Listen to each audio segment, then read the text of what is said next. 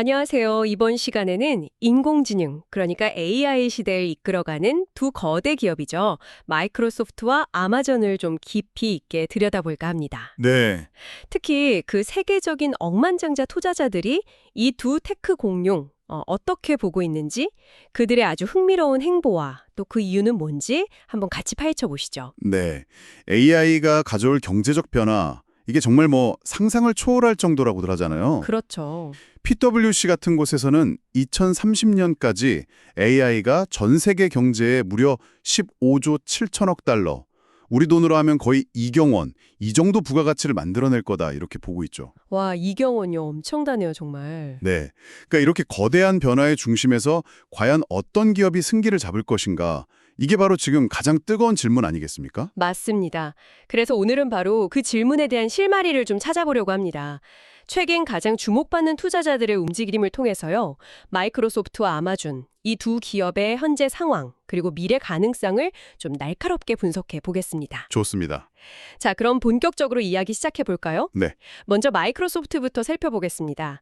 최근에 시장의 이목을 확 끈 건 역시 스탠리 드러켄밀러의 움직임이었어요. 아, 그렇죠. 드러켄밀러. 네, 수십 년간 시장을 읽는 그 탁월한 능력으로 명성을 쌓은 분이잖아요. 이분이 이끄는 듀에케인 패밀리 오피스가 지난 2분기에 마이크로소프트 주식을 대규모로 새로 사들였다. 이런 소식이 있었죠. 네, 맞아요. 비단 드러켄밀러뿐만 아니라 다니엘 로에비나 체이스 콜먼 같은 다른 유명 펀드 매니저들도 마이크로소프트 투자를 늘리고 있다는 점도 좀 주목할 만하고요. 그렇죠. 마이크로소프트가 이렇게 거물급 투자자들의 러브콜을 받는 가장 큰 이유는 역시 흔들림 없는 강력한 실적입니다. 실적? 네. 지난 한 해 동안 매출이 2,820억 달러, 순이익은 1,020억 달러를 기록했어요. 와. AI 분야에 대한 기대감이 주가를 막 끌어올리면서 일각에서는 이거 거품 아니냐 이런 우려도 있지만요. 마이크로소프트는 이렇게 탄탄한 현재 수익성 그리고 미래 성장성 이 두 가지를 동시에 보여주고 있거든요. 그러면서 그런 우려를 상당 부분 좀 잠재우고 있는 거죠. 여기서 특히 흥미로운 점은 바로 이 현재 가치와 미래 가치의 균형이라고 할까요? 단순히 먼 미래의 청사진만 제시하는 게 아니라 지금 당장 엄청난 돈을 벌어들이고 있다는 겁니다. 그중에서도 클라우드 서비스 애저의 성장세는 정말 놀라울 정도예요. 네, 애저가 정말 무섭죠. 가장 최근인 2025년 6월 마감 분기를 보면 클라우드란 기타 서비스 매출이 작년 같은 기간보다 무려 39%나 증가했어요. 39%요? 네, 바로 직전 분기 성장률이 33%였거든요. 이걸 감안하면 성장 속도가 오히려 더 빨라지고 있다는 거잖아요. 그게 정말 대단한 포인트네요. 둔화가 아니라 가석이라니. 그렇죠. 정말 주목해야 할 부분입니다. CFO인 에이미 후드도 실적 발표에서 강력한 상업용 클라우드 리더십, AI 제품에 대한 높은 수요, 그리고 쌓여있는 막대한 계약 잔고를 바탕으로 자본 투자와 운영 비용을 더 늘릴 계획이다. 이렇게 자신감을 내비쳤어요. 이건 둔화는커녕 더 강한 성장을 예고하는 발언으로 들리거든요. 바로 그 지점입니다. 에이미 후드의 발언은요.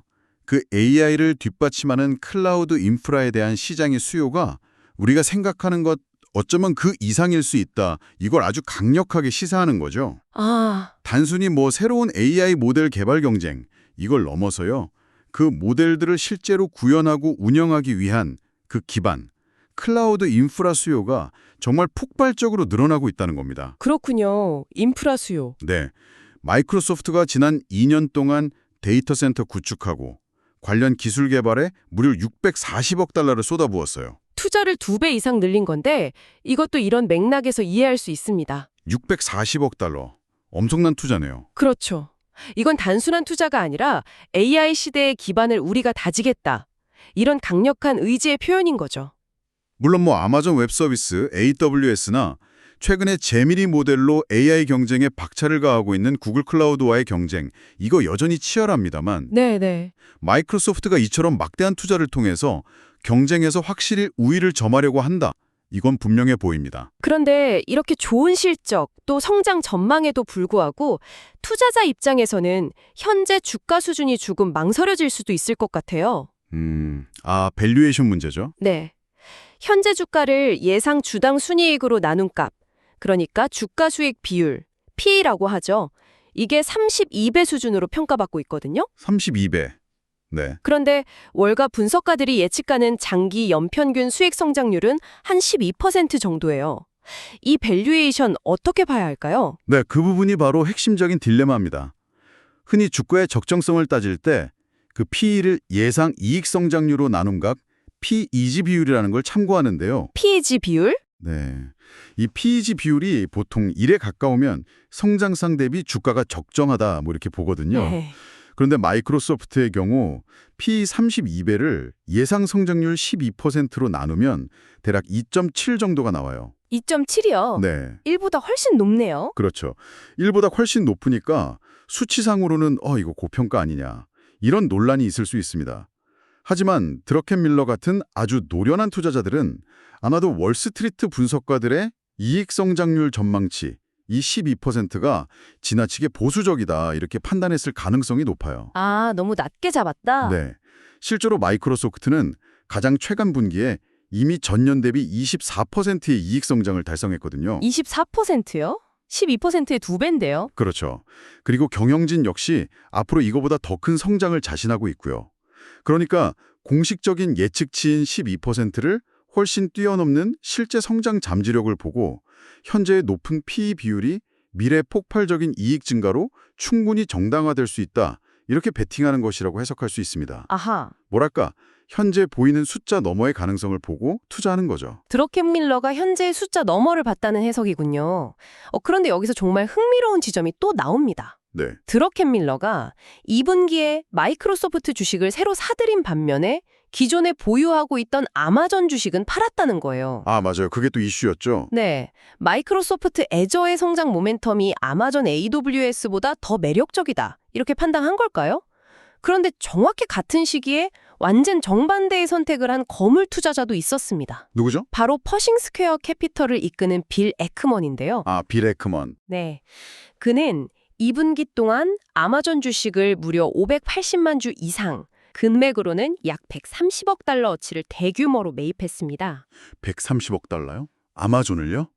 와. 네, 한 명은 팔고 다른 한 명은 역대급으로 사들인 셈이니까 이거 시장 참여자들로서는 정말 혼란스러울 수밖에 없었겠네요. 맞습니다. 빌 에크먼 역시 드러켄밀러 못지않은 정말 전설적인 투자자죠. 그렇죠. 지난 22년간 S&P 500 지수를 아득히 뛰어넘는 27배의 누적 수익률을 기록했으니까요. 특히 그의 투자 스타일은 소수의 종목, 대개 10개 내외의 기업에만 집중 투자하는 걸로 유명합니다. 집중 투자. 네, 자신이 가장 깊이 연구하고 확신하는 소수의 기업에만 큰 돈을 투자한다. 이 원칙을 고려하면 이번 아마존에 대한 130억 달러 규모의 투자는 그가 아마존의 미래 가치에 대해 얼마나 강력한 믿음을 가지고 있는지 이걸 단적으로 보여주는 사례라고 할 수 있겠습니다.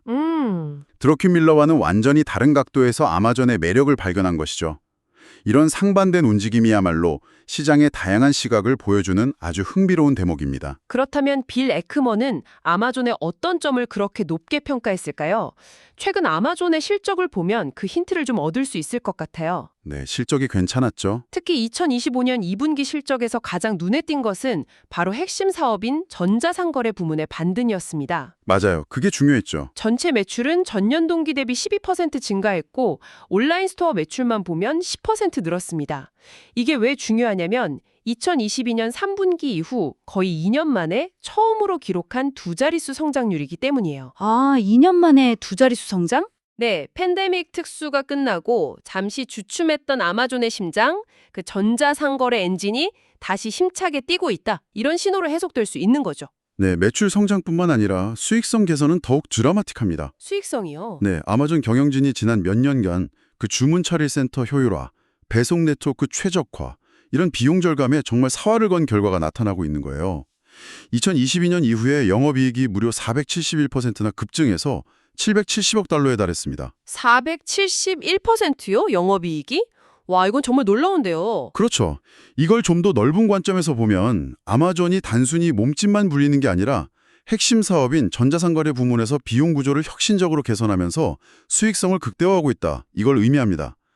오랫동안 투자해온 그 물류 인프라와 기술력이 이제 본격적으로 수익으로 연결되기 시작한 거죠. 아하. 규모의 경제와 운용 효율화의 시너지, 이제 폭발하고 있다. 이렇게 볼 수 있습니다. 전자상거래 부문은 확실히 부활의 날갯짓을 펴는 모습이군요. 하지만 또 다른 핵심 축인 클라우드 사업, 아마존 웹 서비스, AWS는 상황이 조금 다른 것 같아요. 그렇죠. AWS 성장률이 네. 앞서 이야기 나눴듯이 마이크로소프트 애저나 구글 클라우드와 비교하면 최근 성장률이 다소 뒤처지는 모습입니다. 최근 분기 AWS 성장률이 17%였는데 애저의 39%와 비교하면 절반에도 미치지 못하죠. 네, 그 차이가 좀 벌어졌어요. 기업 고객들이 경쟁사의 클라우드를 더 선호하게 된 이유가 있겠지만 그렇다고 AWS가 실패했다 이렇게 단정하기는 어렵잖아요. 여전히 시장 점유율 1위 자리를 지키고 있고 그렇죠. 아직 1위죠. 아마존 내부적으로도 쇼핑 추천 알고리즘, 물류 배송 경로 최적화, 음성 비서 알렉사 등등 다양한 서비스에 AI 기술을 깊숙이 활용하면서 막대한 가치를 창출하고 있으니까요. 물론 AWS가 클라우드 시장 2위로 내려앉을 수 있다. 이런 전망도 나오고 있습니다. 하지만 설령 그렇게 되더라도 그게 곧바로 AWS의 실패를 의미하는 것은 아니에요. 아, 그런가요? 네. 클라우드 시장 자체가 여전히 엄청난 속도로 성장하고 있기 때문이죠. 특히 AWS 내부에서 그 생성형 AI 관련 사업, 예를 들어 기업들이 자체 AI 모델을 구축하고 운용할 수 있도록 돕는 서비스 같은 경우는요. 세 자릿수 성장률을 기록하고 있다는 이야기도 나옵니다. 세 자릿수 성장률이요? 생성형 AI 쪽은? 네. 그리고 아직도 전 세계 기업들의 정보기술, IT 지출 중에 85%가량이 자체 서버로 운영하는 온프레미스 방식에 머물러 있다는 점을 생각해보면 아직도 그렇게 많군요. 네, 이들이 클라우드로 전환할 경우 AWS가 공략할 수 있는 잠재 시장은 여전히 어마어마하게 큽니다. 실제로 2분기 AWS 매출은 펩시코, 에어비앤비, 펠로톤 같은 글로벌 대기업들과의 신규 계약에 힘입어서 전년 대비 17% 증가하면서 견조한 모습을 보였고요. 여기서 중요한 질문이 생기는데요. 과연 AWS는 현재 성장률 둔화 우려를 듣고 AI 시대를 맞아서 다시 한번 폭발적인 성장세를 보여줄 수 있을까요? 아마도 빌 에크먼은 바로 이 가능성에 크게 베팅한 것으로 보입니다. 에크먼의 베팅은 결국 아마존 경영진의 능력을 믿는다 이런 의미이기도 하겠네요. 그렇죠. 온라인 소매 부문에서 추가적인 마진 개선 여지가 아직 충분하고 클라우드 컴퓨팅 분야에서도 AI를 발판 삼아서 다시 두 자릿수 성장을 이어갈 수 있다. 이런 강력한 믿음 말입니다. 네, 정확합니다. 네, 연평균 이익 성장률은 18%로 마이크로소프트의 12%보다 훨씬 높게 점쳐지고 있거든요. 아, 성장률 전망치는 아마존이 더 높군요. 네, PEG 비율로 따져보면 아마존은 약 1.9 정도, 마이크로소프트가 약 2.7이었으니까 상대적으로 고평가 부담은 좀 덜하다고 볼 수도 있겠네요. 물론 원보다는 여전히 높지만요. 그렇죠. 성장 잠재력에 대한 기대감이 주가에 더 강하게 반영되어 있다. 이렇게 해석할 수 있겠습니다. 자, 그럼 이 모든 것을 종합해보면 어떤 결론을 내릴 수 있을까요? 정리해보면 스탠리 드러켄밀러와 빌 에크먼 같은 월스트리트의 최고수 투자자들은 모두 AI 시대의 핵심 승자로 마이크로소프트와 아마존을 주목하고 있다. 이 점은 분명합니다. 네, 그건 확실하죠. 다만 최근의 투자 결정에서는 아주 흥미로운 차이를 보였죠. 드러켄밀러는 마이크로소프트의 그 압도적인 클라우드 성장 모멘텀과 안정적인 수익성, 여기에 더 높은 점수를 준 반면에 네. 에크먼은 아마존의 핵심 사업 부활과 전반적인 수익성 개선, 그리고 AWS의 잠재력에 더 무게를 둔 것으로 해석됩니다. 같은 현상을 보고도 이렇게 다른 판단을 내린 두 거물 투자자의 시각 차이, 이게 정말 흥미롭습니다. 네, 두 기업 모두 각자의 색깔과 강점이 아주 뚜렷합니다. 마이크로소프트는 애저를 중심으로 한 강력한 클라우드 경쟁력과 또 기업 시장에서의 깊은 뿌리, 그리고 꾸준한 수익 창출 능력, 이걸 바탕으로 AI 시대 리더 자리를 굳건히 하려 하고 있습니다. 반면 아마존은 부활한 전자상거래 엔진과 여전히 막강한 AWS의 잠재력, 이 양 날개를 삼아서 AI 혁신의 파고를 넘으려 하고 있죠. 현재 두 기업 모두 높은 밸류에이션 수준에서 거래되고 있다는 점, 이건 투자자 입장에서 분명 부담스러운 요인입니다. 그렇죠. 부담이죠. 하지만 AI와 클라우드라는 이 거대한 메가 트렌드 속에서 두 기업이 가진 압도적인 시장 지배력과 지속적인 성장 가능성을 고려할 때 장기적인 관점에서의 투자 매력은 여전히 매우 크다고 평가할 수 있습니다. 장기적으로는요? 네. 결국 어느 쪽이 더 매력적인지는 뭐랄까 마이크로소프트의 안정성과 클라우드 모멘텀에 더 가치를 둘 것인지 아니면 아마존의 성장 회복 스토리와 그 잠재력에 더 기대를 걸 것인지 이건 청취자 여러분 각자의 판단과 투자 성향에 따라 달라질 수 있겠습니다. 이들의 강점, 성장성, 그리고 현재 가치 평가 사이의 균형점, 이걸 신중하게 따져보시는 것이 중요합니다. 네, 오늘 저희의 분석이 AI 시대를 이끌어갈 이 두 거인의 현재와 미래를 좀 더 입체적으로 이해하시는 데 도움이 되었기를 바랍니다. 네, 마이크로소프트와 아마존 두 기업 모두 AI라는 거대한 파도 위에서 각자의 항로를 따라 정말 치열하게 나아가고 있습니다. 누가 더 멀리, 더 빨리 나아갈지는 앞으로 계속 지켜봐야 할 아주 흥미로운 관전 포인트가 될 것 같습니다. 맞습니다. 마지막으로 오늘 나눈 이야기와 관련해서 청취자 여러분께 생각해 볼 만한 질문 하나를 던지면서 마무리하겠습니다. 네, 어떤 질문인가요? 오늘 살펴본 것처럼 마이크로소프트와 아마존은 AI 인프라, 특히 데이터 센터 구축에 정말 천문학적인 비용을 쏟아붓고 있습니다. 마이크로소프트만 해도 지난 2년간 64억 달러를 투자했죠. 네, 어마어마한 금액이죠. 이러한 막대한 투자는 AI 기술 발전의 필수 동력이지만 동시에 엄청난 에너지 소비와 탄소 배출이라는 환경적인 부담을 동반합니다. 아, 환경 문제. 그렇죠. 그렇다면 앞으로 이렇게 급증하는 데이터 센터 운영이 지구 환경에 미치는 영향은 이들 기업의 장기적인 가치 평가나 투자 결정 혹은 사회적인 평판에 얼마나 중요한 변수로 작용하게 될까요? 기술 발전의 빛나는 이면 뒤에 숨겨진 그림자에 대해서도 한 번쯤 깊이 고민해 보시면 어떨까 싶습니다. 네, 아주 중요한 지적입니다. ESG 관점에서도 그렇고요. 네, 다음 시간에 더욱 흥미롭고 깊이 있는 분석으로 다시 찾아뵙겠습니다.